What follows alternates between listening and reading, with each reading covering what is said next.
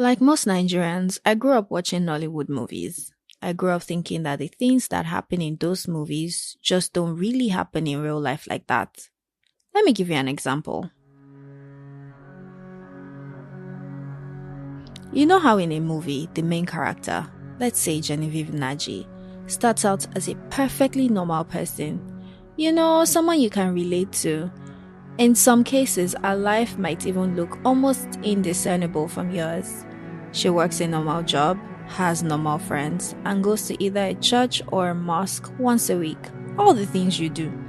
Then, at about 20 minutes into the movie, something happens to her and her life suddenly deviates dramatically from yours.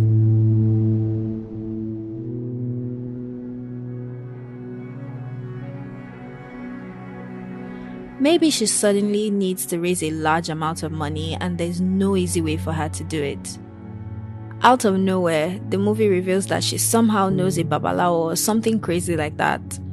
I used to think it was pretty interesting how easily people in Nollywood movies found themselves knowing who to go to when they needed a little more help than they already had. Today's story is about that. It's about what people do when answers aren't coming from the place they expect them to come from. What do you do when you don't find hope where it's meant to be?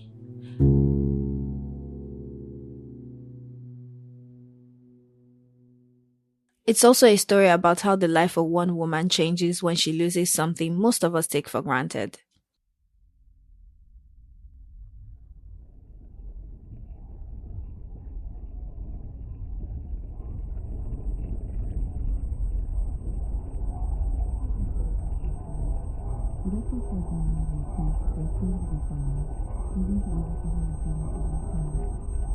I was reading her lips.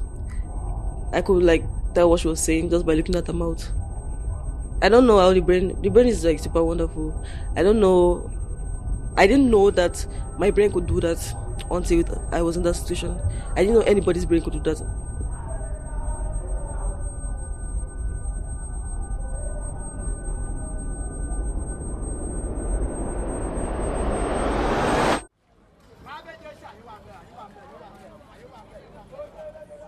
So my name is Yinka. I live in Lagos, Nigeria. I am 28 years old. I am deaf.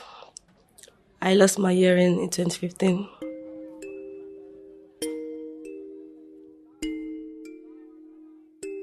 I grew up in Lagos. My strongest memories from when I was a kid was when I was 5 or 6 years old. I don't remember. And I followed my dad to his workplace. He used to teach at Queen's College in Yaba. And I just wandered off. I just roamed away from where he was. And so I panicked and was like crying, looking for him. I was like, like how kids are, like, I panicked. And I was scared.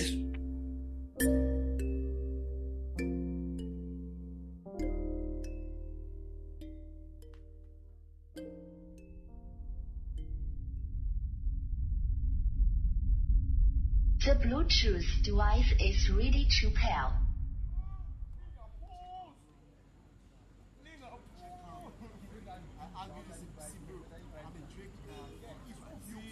I was 15 when I got into university, so I was still very young at this time. That, university is when a lot of people were using headphones. I thought it was odd that certain people would put the phone on their left ear to receive calls. I would get the earphone and I would feel like this other one is getting like in my way sometimes. Earpiece, like, they catch things a lot, and I really thought the second year was useless. After a while, you just start to realize you are the one with the issue, not everybody else. So that was when I knew that something was off. Um, yeah. I remember going to the health center. They had a health center at the university, and the man just demanded said, "You need to tell your parents." And I called my dad. I just remember telling him that I can't hear in my left ear. I can't hear in my left ear.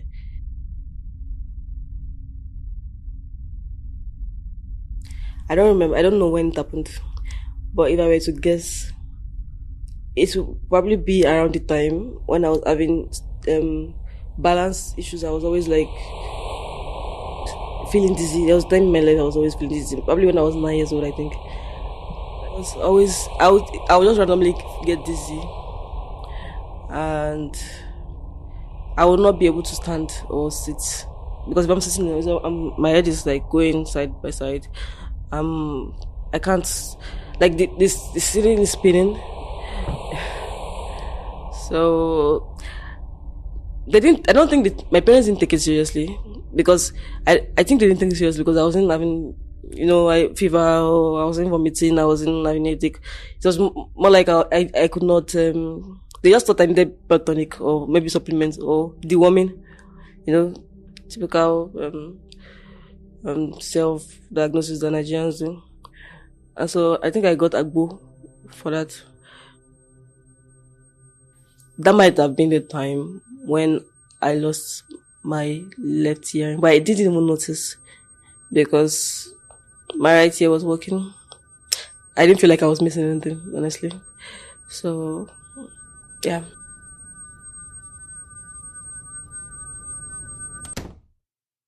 2015, November 2015. Before then, I was growing my teeth. My teeth was coming out. Just one of them was coming out. It was on my right side. And I think it got infected. And I could not, I could not eat. I was very sick. Like, I had a fever, serious fever. I could not walk. And I had like this pus coming out of my gum area. And I just know that there was a time that I started having pain go from my jaw to. So I had pain going from the right side of my jaw to my ear. And I remember thinking briefly then that, oh, what if I lost my hearing?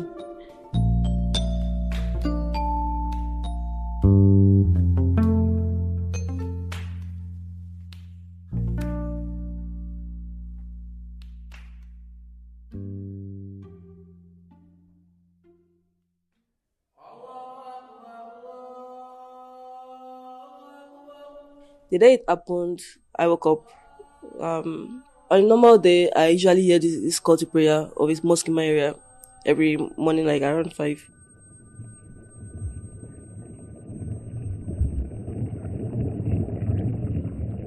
But I didn't hear that day. I heard people talk and it was just super faint.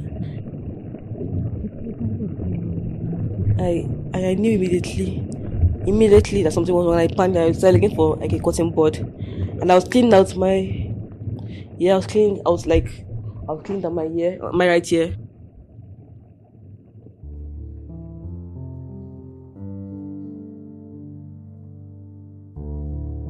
So I have this thing called they call it's called an SNHL. Basically sudden deafness. That's what it's called. It's so and basically it has no cure for now. Please science. So it has no cure for now. I think it's like when your middle ear, like your ear cells get damaged, and our ear cells don't get regenerated.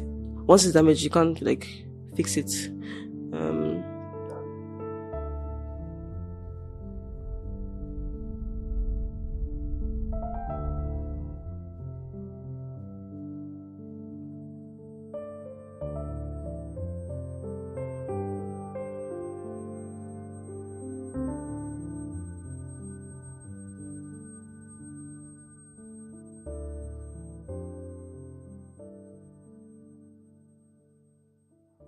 That was my new reality, so I had to go home.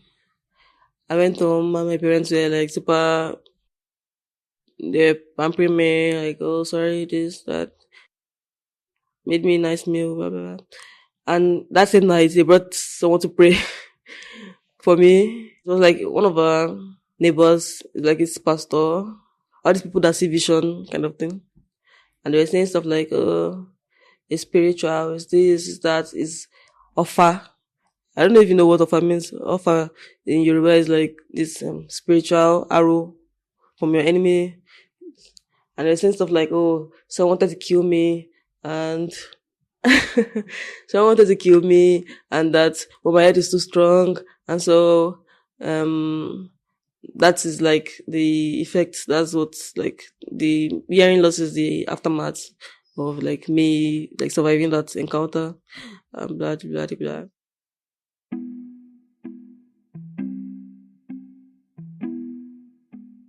But they kept like making me do all these different things. Like there was my fasted 3 days without no food, without any food. There was time I did 7 days fasting, no oil, no pepper, no sugar, and it's nothing that is sweet, sure. Only fruits. 7 days. Someone will come and tell my mom and say, hey, and I know someone who she's a healer, this and that. Then before you know it, we are traveling and going there. I met so many different characters. I met a woman who claimed that she used to be like she lived under the water for 8 years or something like that. So basically, this woman said that when she was like a teenager, she went to the river to fetch water, and they grabbed her. The water people grabbed her, and she lived with them for probably 10 years or something. It was so weird. Like she would take like this shakara thing and be singing and dancing and just. She was Catholic, so it's not like she was still going to church on Sunday. This is another character where this man was is an Afa, right? He lived so.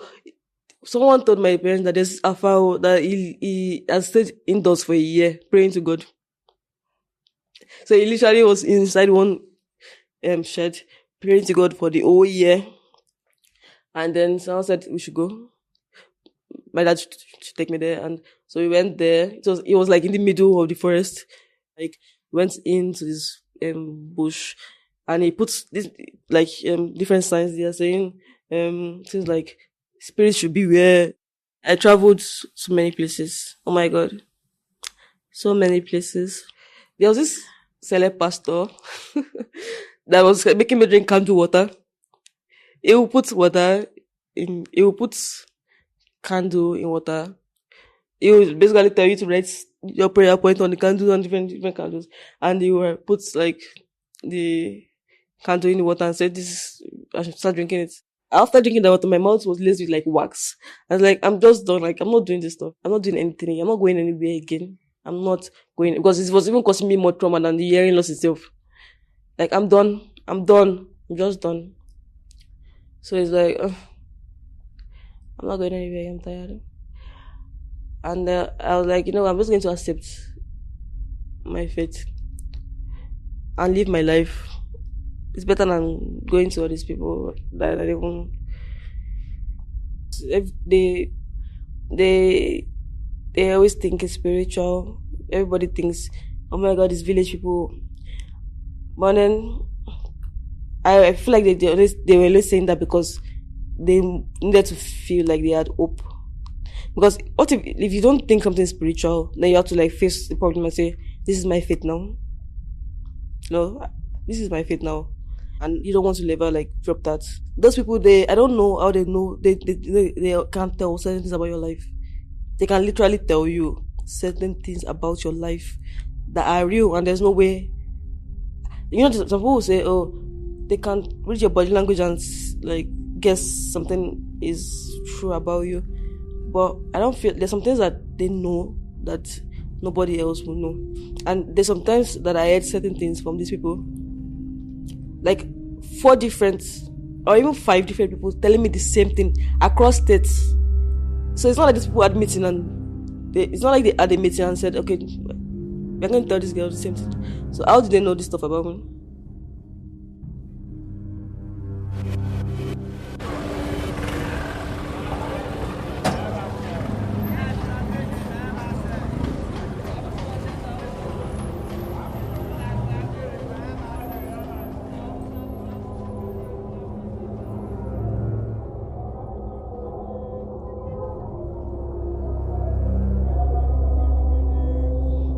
So, when I first lost my hearing, my initial feeling was, oh, this is just a big mistake, When I get to the hospital, I'm very sure they will resolve it. I just saw it as a minor, as an inconvenience for the meantime, until we get to the hospital. And I got to the hospital and it became clear that they didn't know, they didn't have a solution for me. That was when I started getting scared, and I felt like I was in a nightmare.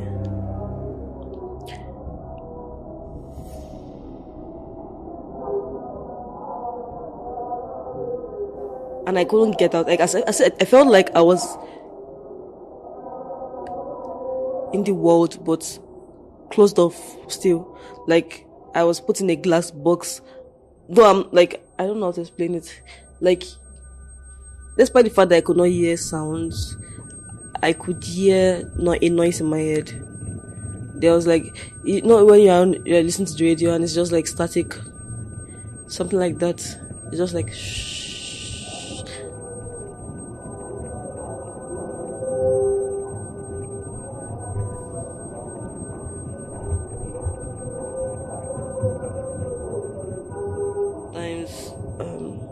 Even then, those first few years, I was hearing my name being called. I'll hear my name just randomly, and the sound will sound exactly like I could hear. And I was having nightmares, like serious nightmares, for like, let's say 6 months after. I was having serious, like, I don't know, insane nightmares of being chased, I will have nightmares of like me hearing in my dream, and then I'll wake up and I'll just start crying because I cried a lot those first few months.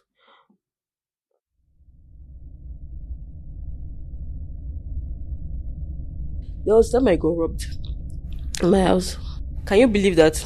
I didn't hear the person trying to break into my house. I was getting ready to sleep. I was working on my computer, and it was around 2 a.m. and I was lying down. I just my door wide open, and this person broke Pepsi bottle on the floor.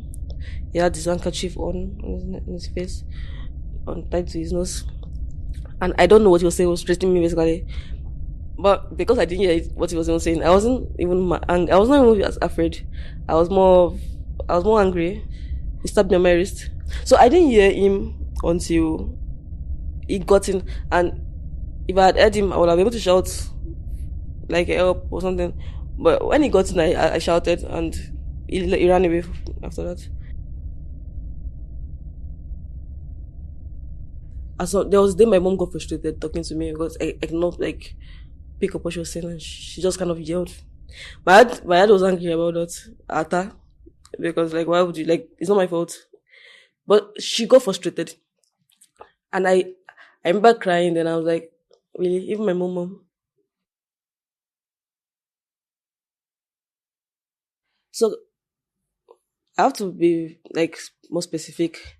So most of what I'm talking about now is life before my cochlear implant. Life after my cochlear implant is very different, insanely different from life before my cochlear implant. So it's not even the same at all.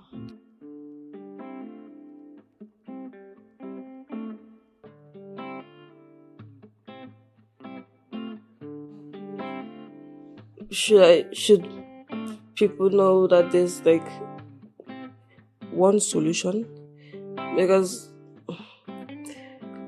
even a cochlear implant is not available to everyone. So I don't know if it's much of hope. Because I told you about someone I met in Yaba, and she was just crying because she couldn't afford 500k. Then that was 500k for a hearing aid for her daughter. The doctor told her that without that, her daughter may not be able to speak because the baby was still like probably 2 years old, and the doctor said they had to get the money first so that she can start learning to speak. And she sells pepper, and she was like, where will she see that kind of money from. Then that was in 2015, 16. I'm like, okay. And so I met someone else. She could not even get this surgery that I got because her cochlea was deformed. So even this is not available to everyone. Some people cannot even afford it. So I don't even know if it's much of a hope thing. But